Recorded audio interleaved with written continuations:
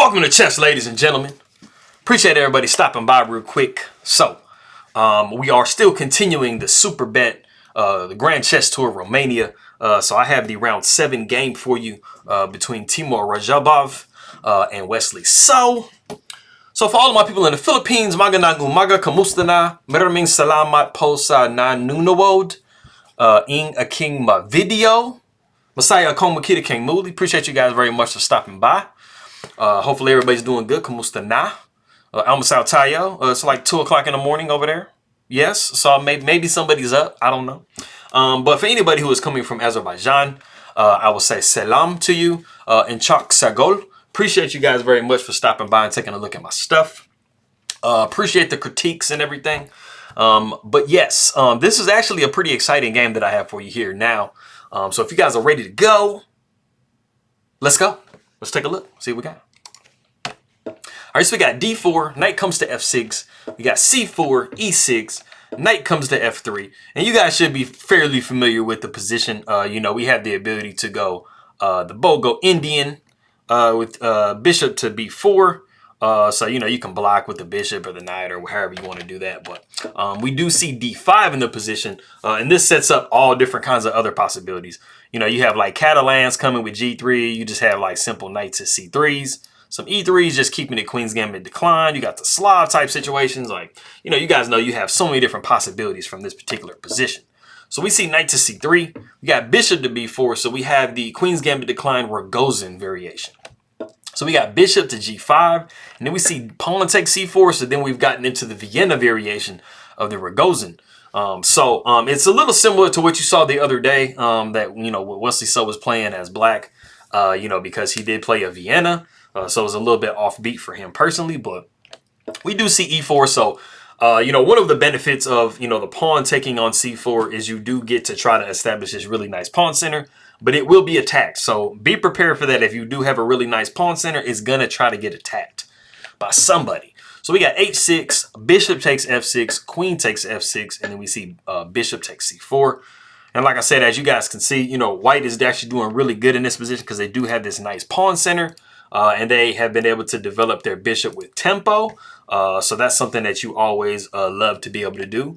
And as promised, we see c5. c5 is trying to break down the center that white has. So you don't really have a lot of options to try to maintain the center.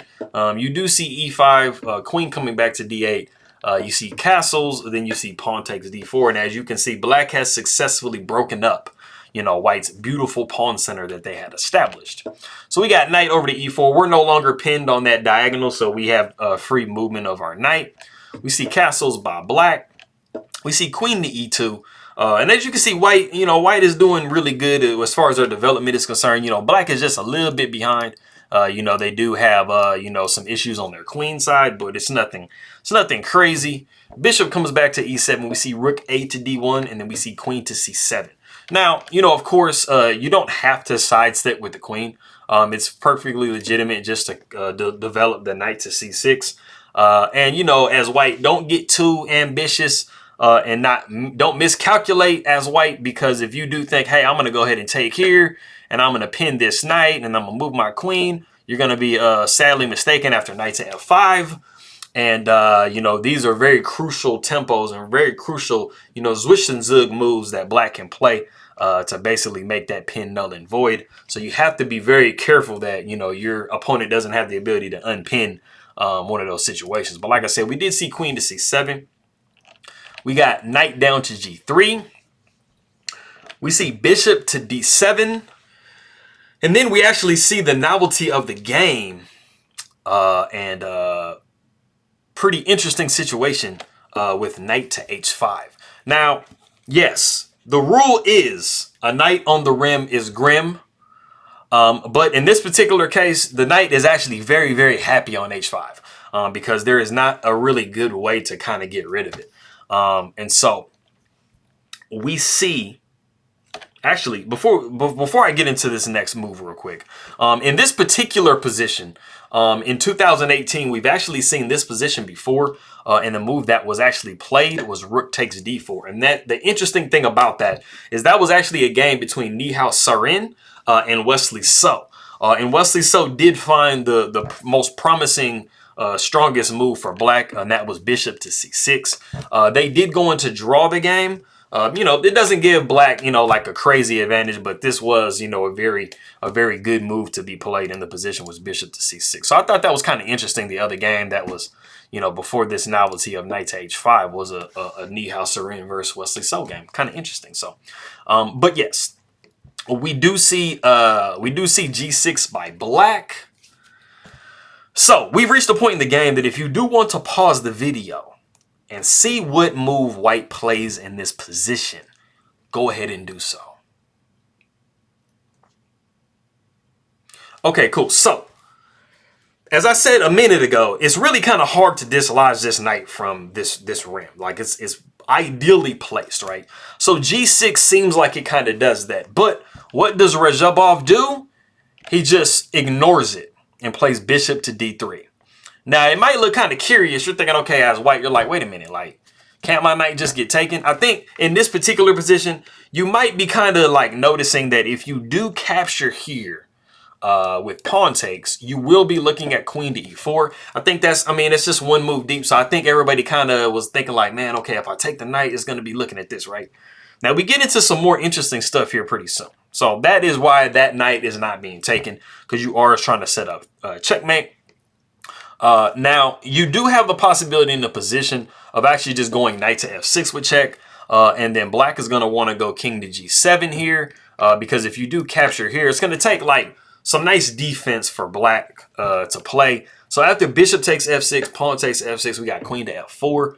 Then we have knight takes d4, and then we have queen taking f6. Now, yes, as black, you are up a pawn. But if you look at white compared to black, black has some issues.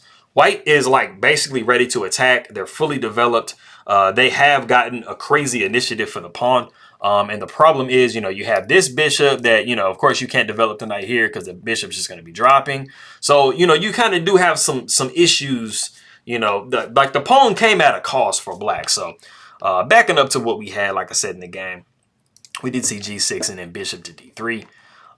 So what we actually had in the game was bishop to c6. And this is pretty much one of the best ways to go about it. There was also a possibility of, tickling the rook on d1 and trying to induce a specific move. So after bishop to a4, we're trying to get b3 to be played, and then we back up to bishop to c6 because we are possibly imagining at some point in the future the knight making this type of a journey. It's a long one, but what you're noticing for white is that they do not have a dark squared bishop. So they possibly have an issue on this square.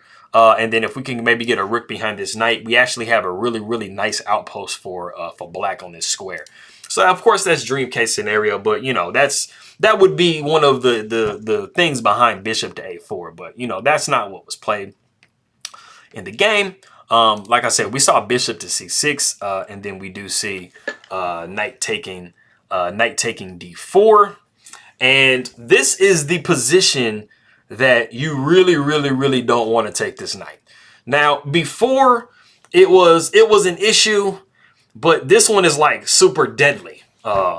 This is a deadly situation because let's say, for example, we do say, hey man, you know what? Like I feel like I'm defending a little bit better as black.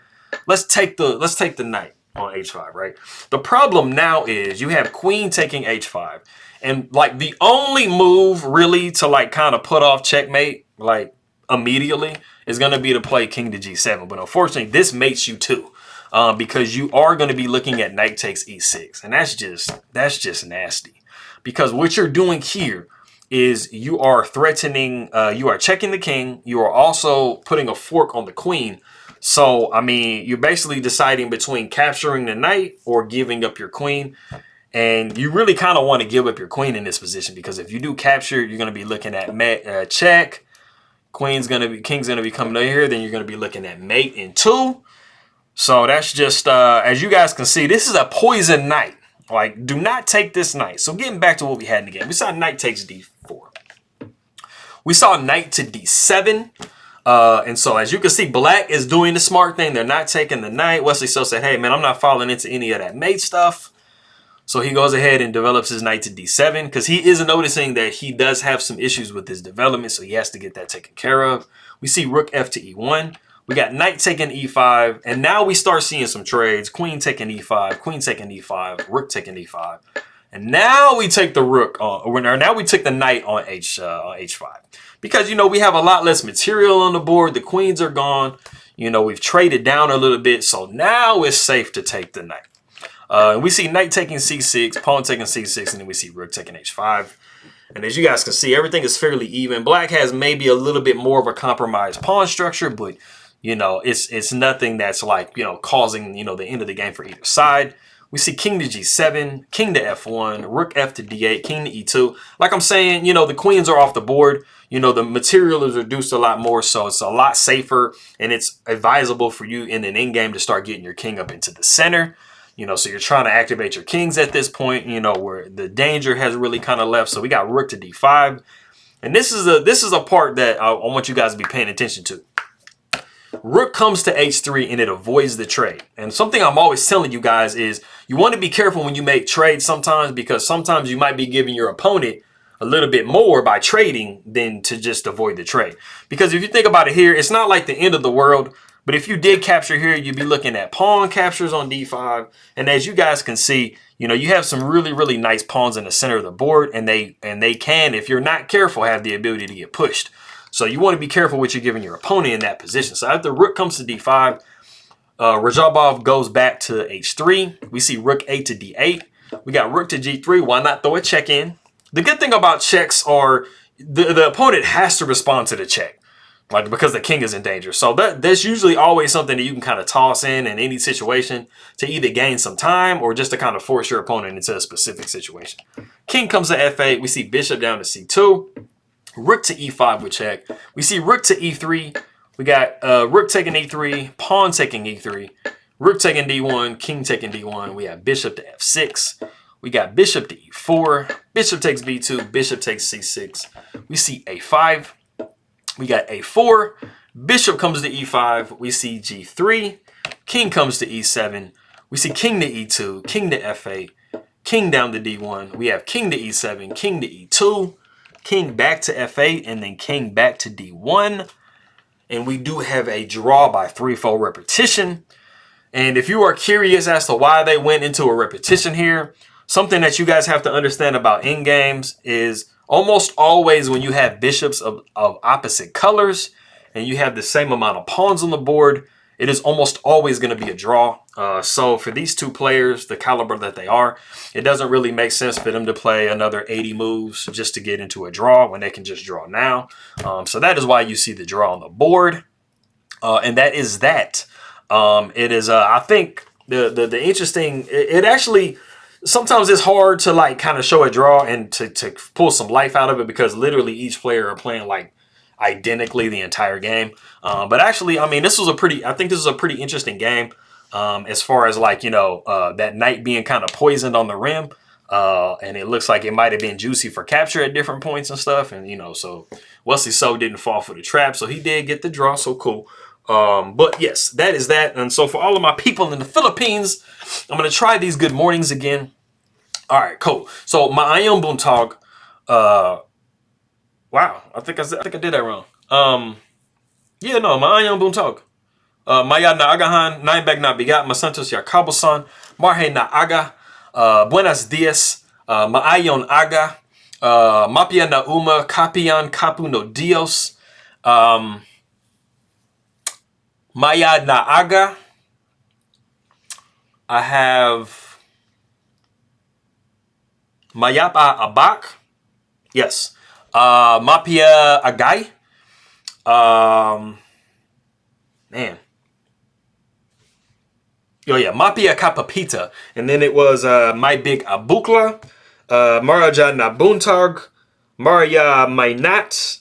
Mapay na aga, and then Kasan Yangan CLB.